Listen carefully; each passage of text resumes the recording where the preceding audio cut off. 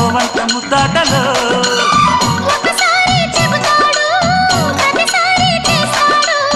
అంటూనే చీపాడు అందంతో రాపాడు